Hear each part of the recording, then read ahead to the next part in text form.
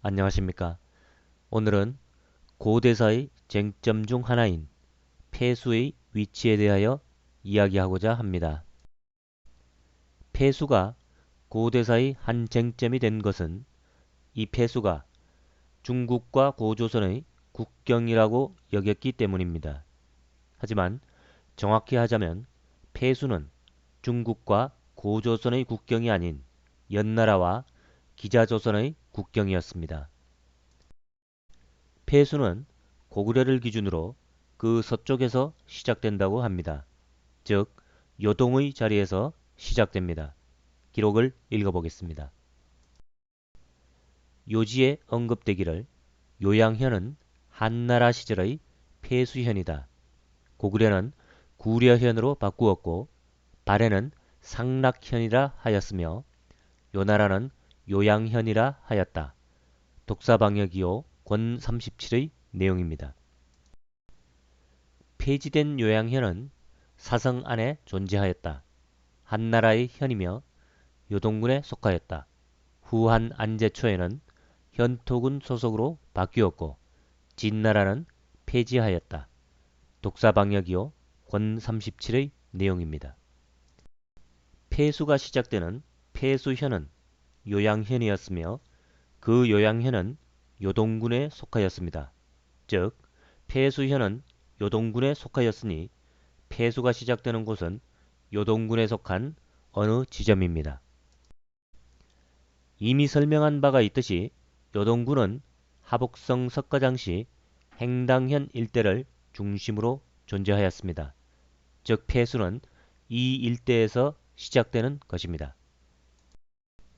요동군에 대한 자세한 근거와 설명은 화면에 소개된 영상을 참고하시기 바랍니다.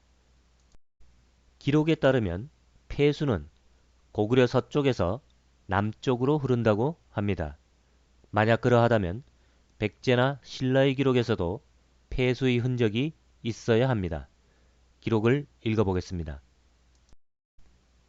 4년 서기 395년 가을 8월 왕께서 폐수가에서 백제와 싸워 대패시키고 8천여 명을 사로잡거나 목을 베었다.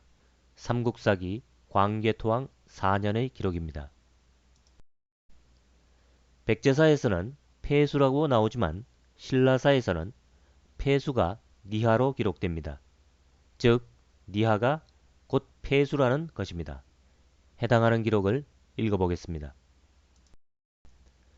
거란 지지에서 폐수는 곧 옛 니하이다 라고 하였다. 만주 원료고 권 15의 내용입니다. 서기 496년 가을 7월에 군대를 보내 신라의 우산성을 공격하였다. 신라의 군대가 니하가로 출격하여 아군이 패배하였다. 삼국사기 문자명왕 5년의 기록입니다. 폐수는 고구려 서쪽에서 남쪽으로 흐르는 강이므로 폐수가 청천강이라는 설이나 폐수가 대동강이라는 설, 폐수가 예성강이라는 설은 모두 잘못된 설들입니다. 또한 대능하설이나 난하설 역시 그 폐수의 남쪽에 백제나 신라가 존재하여야 하기에 모두 잘못된 설들입니다. 이번에는 누방현을 통해 폐수의 위치를 알아보겠습니다. 수경주에서는 폐수가 낙랑군 누방현에서 시작된다고 하였습니다. 기록을 읽어보겠습니다. 폐수는 낙랑 누방현을 나와 동남으로 임폐현을 지나 동쪽으로 흘러 해로 들어간다. 수경주 14의 내용입니다. 즉, 낙랑군 누방현에서 시작된 폐수는 임폐현에서 동쪽으로 꺾여 해, 즉 호타하하와 합류합니다. 계속해서 기록을 읽어보겠습니다. 13주지에서는 폐수현이 낙랑군 동북쪽에 있으며 누방현은 낙랑군의 동쪽에 있다고 하였다. 대략 폐수현의 남쪽을 나와 누방현으로 흐른다는 것이다. 수경주 14의 내용입니다. 폐수현은 낙랑군 동북쪽에, 누방현은 낙랑군 동쪽에 있다는 기록입니다. 앞서 폐수현은 요동군 요양현이라는 기록을 참고하면 폐수현은 낙랑군과 요동군이 겹치는 곳으로 지금의 하복성 석가장시 영수현과 행당현의 북부지대로 봄이 타당할 것입니다. 누방현은 요서 자몽현의 자리라고도 합니다. 즉 하복성 석가장시를 흐르는 자하의 서쪽에 위치하였습니다. 해당하는 기록을 읽어보겠습니다. 자몽현은 본래 한나라 누방현이다. 요사 권 38의 내용입니다. 우문의 사졸들은 섭야간이 죽은 것을 보자 싸우지도 못하고 무너졌다. 연나라 군대가 승세를 타고 이들을 쫓아 그 도성을 차지하였다. 우문국의 도읍은 요서 자몽천에 있었다. 자치통감 호삼성 음주 권 97의 내용입니다. 누방현의 자리에 있는 자몽성은 유성의 서북쪽에 있었다고 합니다. 기록을 읽어보겠습니다. 자몽성은 유성의 서북쪽에 있다. 자몽천은 우문시의 도읍이다. 독사방역이요 권 18의 내용입니다. 요사는 유성에 대하여 흥중부이고 옛 고죽국이며 한나라 유성현의 땅이라 하였다. 모용은 유성의 북쪽이자 용산의 남쪽을 복과 덕의 땅으로 여겨 용성을 짓고 궁궐과 사당을 지었으며 유성을 용성으로 바꾸었다. 일지록 권 31의 내용입니다. 유성과 용성은 모두 하복성 석가장시 정정현에 있었으니 그 서북쪽에 자몽현, 즉 낙랑군 누방현이 있었으며 그곳에서 폐수가 흘러내려왔다는 것입니다. 용성에 대한 자세한 근거와 설명을 원하시는 분들은 화면에 소개된 영상을 참고하시기 바랍니다. 이번에는 위만의 이야기로 폐수의 위치를 알아보겠습니다. 기록을 읽어보겠습니다. 병호 45년, 기원전 195년, 연나라 노관이 한을 배반하고 흉노로 들어갔다. 그 무리 위만이 우리에게 망명하여 구해달라 하였으나 제가 허락하지 않았다. 그러나 제가 병이 들어 분명하게 결정하지 못하자 번조선왕 기준이 여러 차례 기회를 놓치고 마침내 위만을 박사로 임명하여 상하 운장을 나누어 그에게 주었다. 환단고기의 내용입니다.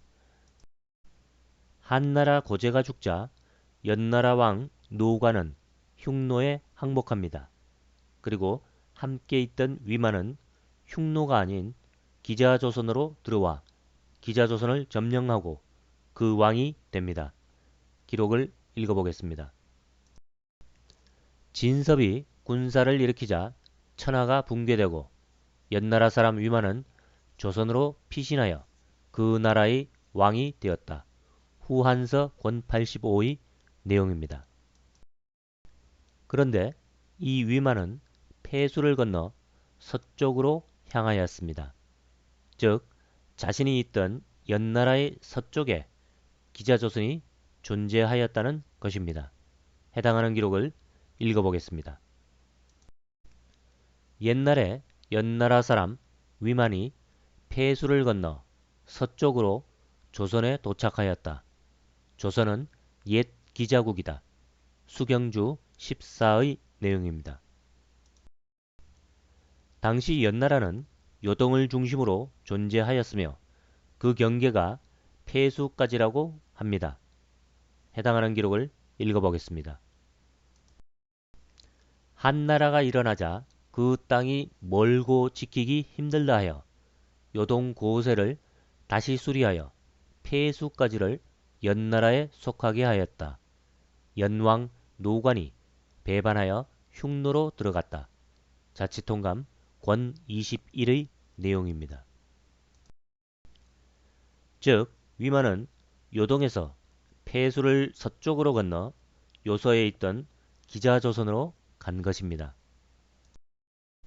낙랑군 조선현의 위치에 대한 자세한 근거와 내용을 확인하고자 하시는 분들은 화면에 소개된 영상을 참고하시기 바랍니다. 이상에서 확인된 바에 의하면 고대의 폐수는 지금의 하북성 석가장시를 흐르는 자하와 이어지는 호타하를 가리키며 폐수는 요수와 호타하의 또 다른 이름이었음을 확인할 수 있습니다. 고대의 강들은 그 자리를 차지한 민족이나 나라에 따라 서로 다르게 불린 것을 고려하여야 역사 지리를 올바르게 판단할 수 있습니다. 오늘은 여기까지 하겠습니다. 감사합니다.